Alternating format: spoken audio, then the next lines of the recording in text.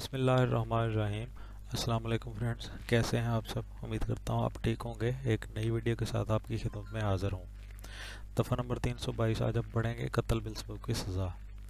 Video शुरू करने से पहले हमेशा की तरह अल्लाह पाक की ज़ात से आपके लिए और अपने लिए दुआ गो हूँ कि वो ज़ात पाक हम सबको ठीक रखे, खुश रखे और महफूज रखे, और अपने बेशुमार और लातादाद रहमत नाज़िल फरमाए हमारे प्यारे नबी हज़रत मुहम्मद सल्लल्लाहु अलैहि वसल्लम की ज़ात अक़दस पर और हम पर भी। और वीडियो की तरफ आते हैं।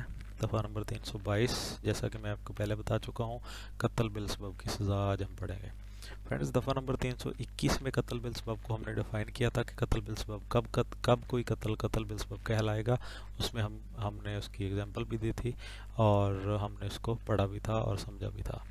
उम्मीद करता हूँ आपने वो वीडियो देखी होगी, आपको अच्छी लगी होगी। अगर आपको वो वीडियो अच्छी लगी और आपको ये वाली वीडियो कैसी लगी, दोनों वीडियोस मुकम्मल टॉपिक कत्ल बिल सबब का कैसा लगा, अगर आपको समझ आई है तो कमेंट बॉक्स में जाके राय का इज़हार करें।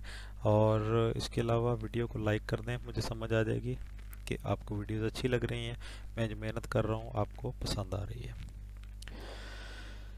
कत्ल बिल सबब की सज़ा की तरफ आते हैं। जो कोई शख्स कत्ल बिल सबब का मुर्तकिब हो वो दियत का मुस्तौजब होगा।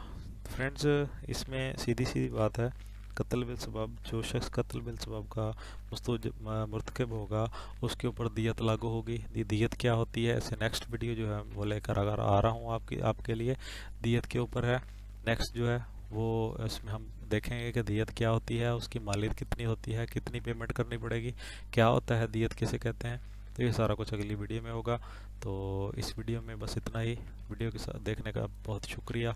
चैनल को सब्सक्राइब कर लें, और आपको हमारी जो है वीडियोस, हमारी जो मेहनत है, हमारी कावश जो है वो कैसी लग रही है, हाँ, अपनी राय का ज़रूर इज़हार करें और वीडियो को लाइक कर दें, चैनल को सब्सक्राइब कर दें, अपने दोस्तों के साथ शेयर करें। मैं दुआ गो हूँ कि अल्लाह पाक आपको हज़ारों कामयाबियाँ अता फरमाए और आपकी इज़्ज़त में इजाफ़ा फरमाए, और अपनी रहमतों का साया जो है वो हमेशा आपके सर पे रखे। नई वीडियो के साथ फिर मिलेंगे, तब तक के लिए इजाज़त दीजिए। दुआ में याद रखिएगा। अल्लाह हाफ़िज़।